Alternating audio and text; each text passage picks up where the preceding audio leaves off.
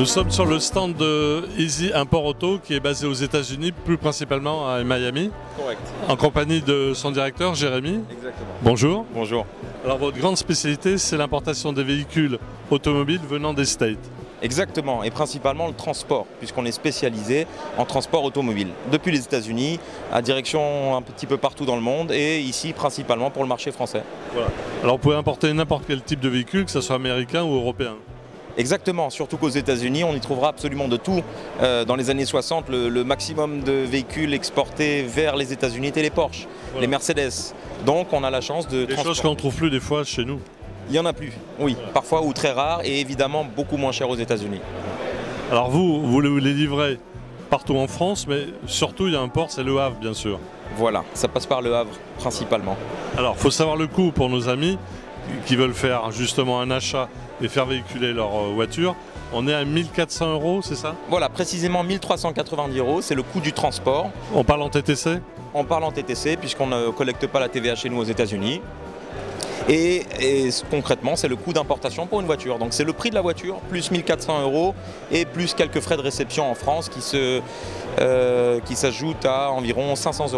Voilà, 500 € pour le frais justement. Dépotage, etc. Vérifier que le véhicule est impeccable. Exactement. Avec prise de photos et de vidéos. Exactement. Et le propriétaire peut récupérer son véhicule. Oui, le propriétaire peut aller au Havre, récupérer le véhicule, ou alors on peut le livrer à domicile au garage chez le monsieur. Quel est le délai à peu près à partir du moment où la personne a acheté son véhicule chez un garage aux États-Unis et qui veut le faire livrer en Europe? Alors c'est très simple, il y a le process d'achat et de rapatriement à notre entrepôt, on va estimer ça à 1 semaine. Et ensuite le transit en mer de 14-15 jours, donc il faut compter un mois, environ un mois. Voilà, un bon mois. Voilà. À partir du moment où le type a trouvé son véhicule qui correspond à son choix dans une concession ou ailleurs, exactement. Un mois après il est réceptionné en France. C'est exact. Voilà. Et voilà. Après il peut être livré directement à domicile par le soin de votre société. Exactement, et on s'occupera également avec des partenaires ici d'une homologation si c'est un véhicule moderne par exemple. Voilà. C'est-à-dire le passage aux mines, les choses comme ça? Voilà, tout véhicule de plus de 30 ans ne passera pas aux mines. En revanche, tout véhicule de moins de 30 ans devra être homologué. Et à ce moment-là, il sera homologué par un partenaire et il sera francisé directement. Est-ce qu'il y a des véhicules américains qui ont une telle spécificité qu'ils ne peuvent pas être vendus pour l'Europe? Style un petit peu certains hot road? Alors, si effectivement le véhicule est trop différent de son état d'origine parce qu'il a été customisé comme un hot rod et compagnie, la FFVE ne l'acceptera pas et à ce moment-là, donc c'est un dossier problématique. Mais en revanche, n'importe quel autre véhicule de collection qui a plus de 30 ans et qui est proche de son état d'origine pourra être mis sur les routes françaises sans aucun problème. Alors là, aujourd'hui, sur le stand, vous nous avez un super véhicule. Il s'agit d'une Porsche.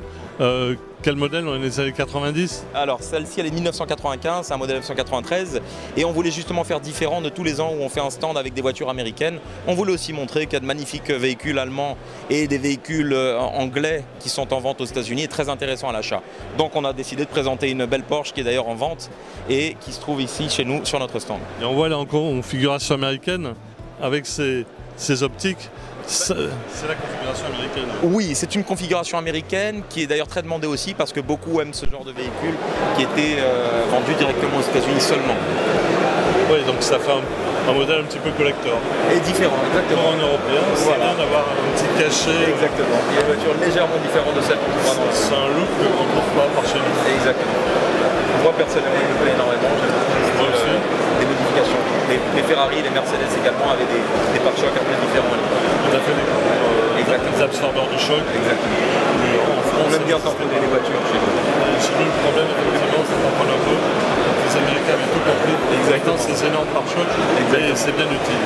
Exactement. On va voir, on va peut-être négocier, Jérémy. On va négocier. Mais elle me plaît. On s'occupe de vous. Merci à vous, Jérémy. Avec plaisir.